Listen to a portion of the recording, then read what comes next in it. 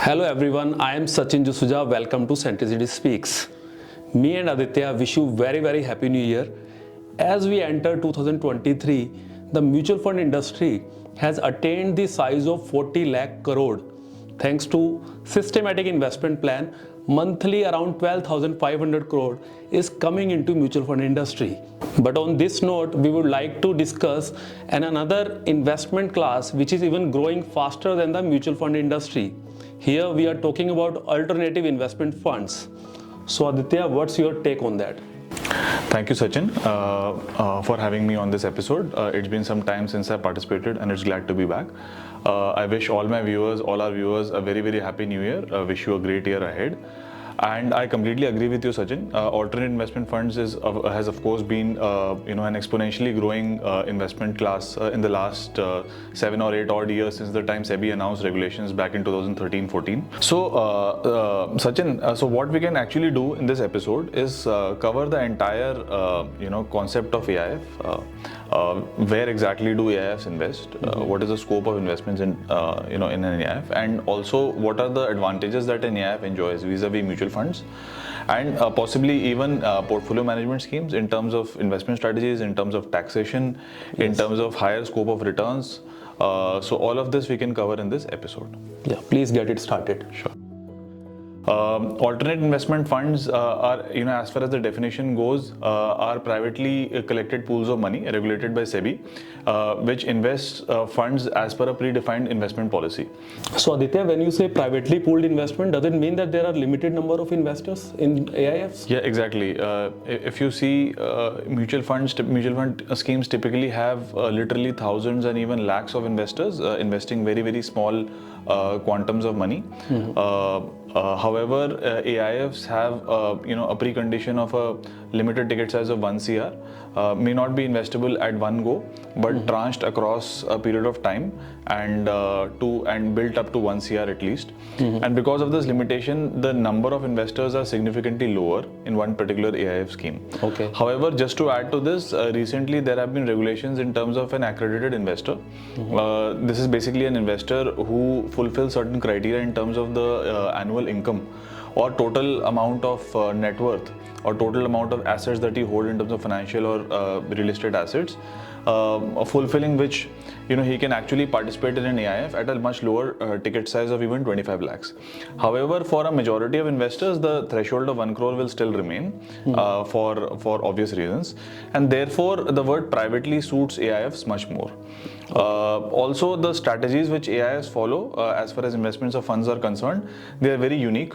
They are very specific and may or may not suit the risk appetite of generally retail investors. So therefore the use of the term private. Okay. Sachin, before we get into the details and nitty-gritties of where exactly AIFs are allowed to invest and what are the typical themes that AIFs follow, we can actually tell our listeners and our viewers that AIFs, just like mutual funds, are absolutely regulated by SEBI as an apex body or regulator, and everything that AIFs do are completely governed by the guidelines which SEBI provides.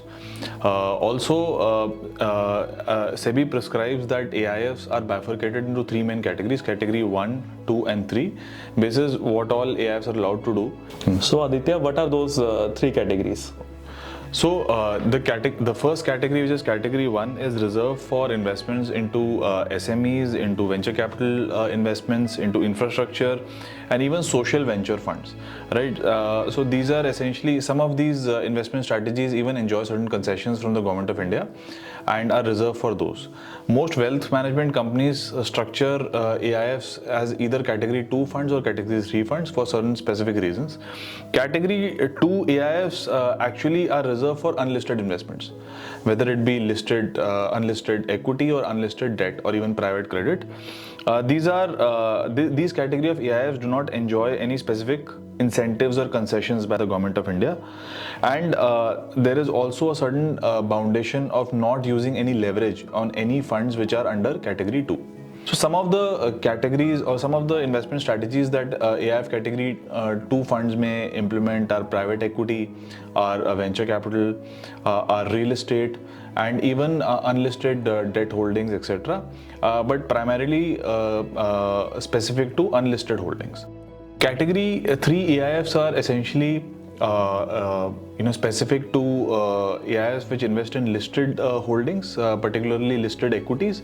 So these are very ideal competitors, or they compete for portfolio space with mutual funds and even portfolio management schemes. They may also offer certain very specific and unique strategies such as long short strategies, which are positioned as alternatives to arbitrage funds, or even certain fixed income instruments, and for parking in the short run for high net worth individuals or family offices or corporate treasuries, etc.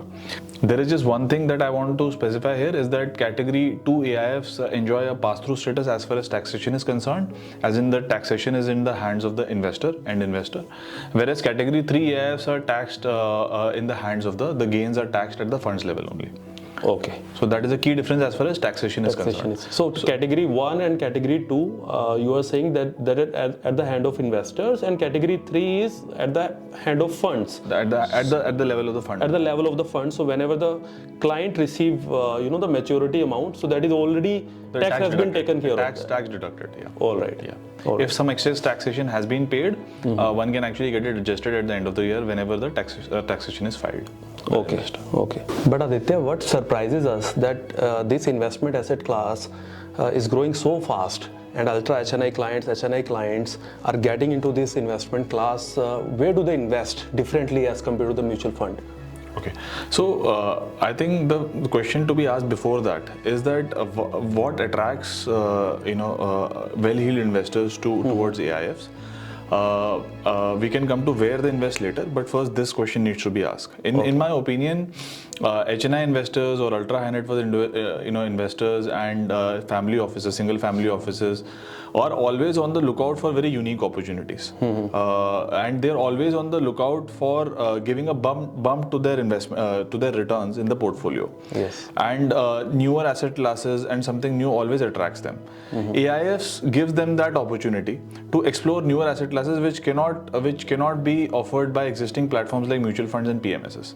Like for example, mutual funds can only restrict themselves to listed instruments, listed stocks and listed debt, and PMSs at the most can only invest in listed debt, and they can hedge portfolios, but to a very small extent. Okay. AIFs gives exposure to asset classes and sub asset classes within equity and debt, which basically cannot be covered by existing platforms, and offers a potential of higher returns in existing portfolios. So that is why this segment has been growing really fast. Okay. Now coming to where exactly AIFs invest, like I said, AIFs can invest into both equity and debt. The question really is of the relevant sub-asset class. For example, within equities, there are various sub-asset classes, right?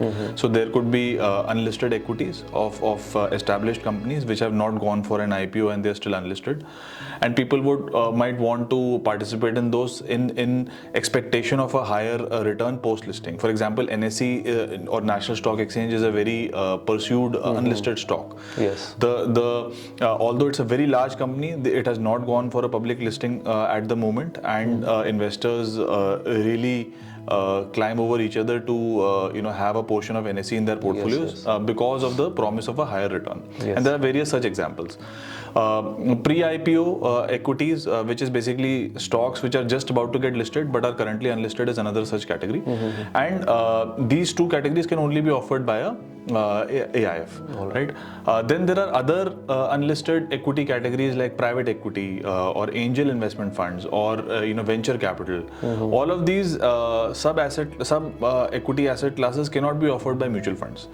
Another reason why SEBI restrict these sub asset classes to AIFs is that they come with a commensurate amount of risk also. As they offer higher promise of return, they offer a similar a commensurate amount of risk also, which can be only understood by a well-heeled investor who has a certain amount of net worth, and in the eventuality of a negative return scenario or capital getting eroded, his portfolio can actually withstand that shock, which probably a retail investor cannot. So therefore, these asset classes have been restricted to AIFs, and the ticket sizes have been kept at a certain level, right?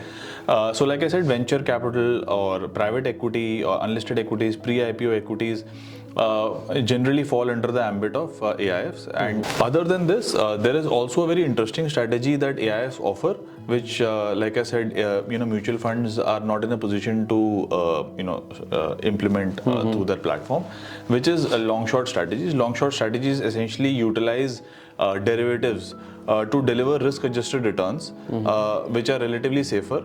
And these investments can actually be positioned as an alternative to arbitrage funds, to liquid and debt funds, for overnight parking, for either single family offices or even for corporate treasuries. So the use of derivatives to hedge risk, and the use of derivatives to offer risk adjusted returns can only be implemented through an AIF, and cannot be done through a mutual fund. Yes, of course. So therefore, equity is one portion of it. Similarly, debt is a much wider umbrella to look at through AIFs, and can definitely not be participated through a mutual fund. Yes, Aditya. So just to scratch that same point about the fixed income, as we know that people are now getting aware of the fixed income instruments apart from the fixed deposits. So we know about the debt mutual fund. You have already described about mutual funds, debt mutual funds in details. And in this category, how AIFs are participating into the debt segment of India? So to answer that question, there is already a certain level of awareness amongst investors in India, not only in tier 1 cities but tier 2, 3 cities, with respect to alternatives to fixed deposits. Yes. So this could be as basic as corporate fixed deposits, non-bank corporate fixed deposits, or even bonds, NCDs, etc. In tier 1 cities, of course, there is a huge demand for market-linked debentures for bumping up fixed income returns. Yes. AIFs structuring alternate fixed income investments is a relatively newer thing. The awareness is low even in tier 1 cities, and leave alone tier 2, tier 3 cities. But there is the potential is immense, right? So as you know, equity as an asset class is volatile. It is cyclical. It may come and go, but there is always a demand to optimize returns on the portfolio without taking the risk of equity volatility, right? Yes. Private debt has actually grown exponentially all over the world, and it is only a matter of time that the same thing is replicated in India. Private debt has a whole spectrum, right, from a low risk, low return, to high risk, high return, and somewhere in the middle also, across different sub asset classes. For example, there is venture debt, right? So debt which is given to startups and emerging enterprises which don't want to dilute equity, right? And they are looking for alternatives to bank loans, which are very restrictive in terms of covenants and rules and regulations, etc. So they might want to tap certain sources of fixed income or debt capital for their requirement instead of diluting their own liquidity. Then similarly, there is revenue-backed capital financing, which is again non-dilutive debt capital, especially for new companies which don't have a very established track record in existence. So these are sources of debt which are non-dilutive in nature. They don't force you to dilute your equity holdings, but at the same time offer a reasonably good amount of growth capital. Right? Then on the other side, there are other sub asset classes within fixed income which AIFs implement very nicely, which is performing credit. Performing credit is basically lending given to operational companies, as in operational entities of companies, which are already in the business and have cash flows, and the debt service or interest is serviced through the cash flows coming into the company. These are relatively lower tenure, as in the maximum tenure is 3 to 4 years. They offer both liquidity. They offer almost no modified duration risk or interest rate risk, and basically undertake only one type of risk, which is credit risk, which is also managed at the level of the AIF only. So there are not many AMCs which are in the private credit space. There are 2 or 3 at the most which specialize in this, Northern Arc being one, Vivritti, which is one of the biggest emerging players in this segment, which are offering private credit.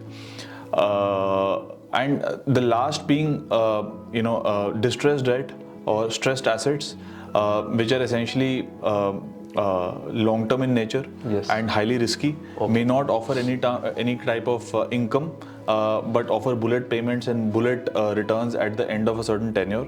So the spectrum is very large as far as private debt is concerned, and none of it is offered through mutual funds or PMSs. So there is only AIF as an investment class which can offer these sub asset classes within fixed income and even equity. We can actually get into details of venture debt, revenue-backed capital financing, performing credit, stressed asset funds, or structured debt funds, and even real estate funds, but we can possibly do it in another episode. Yes, we'll definitely do that for our viewers. So Aditya, as we understand, this investment asset class is growing very, very fast. So where do we see this, alternative investment funds growing in next 5-6 years?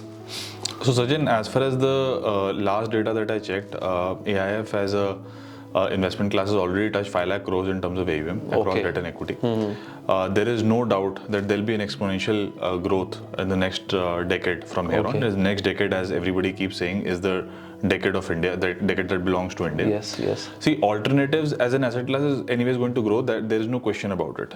So India is going to mint millionaires, billionaires, ultra high net worth individuals, aspiring emerging middle class at a faster pace than the previous decade. Right? And when that happens, then everybody is going to explore alternates and want to increase their give a fillip to their investment returns in their portfolios. And although mutual funds will continue to grow as a platform in terms of AUM, but there will definitely be a higher level of awareness for alternates in India.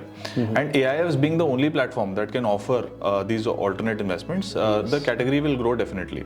So it won't be a surprise if it grows to about 30 lakh crores in the next 5 or 10 years, or possibly even faster. Great. Right. So this is what the expectation is, not from me alone, but from industry experts. Aditya, thank you very much for insights on this investment class, and in subsequent videos we'll even discuss in details about these sub asset classes under this AIF category. Yeah, absolutely, Sachin. I would love to do that. In fact, like I've often said before, the gamut and the spectrum is really wide. Within fixed income only, there are various sub-asset classes which demand very close observation and discussion. So in subsequent videos, we'll take up each of these sub-asset classes and discuss in detail as to what it entails and how it can add value to the portfolio, which are the EMCs that offer such products, etc.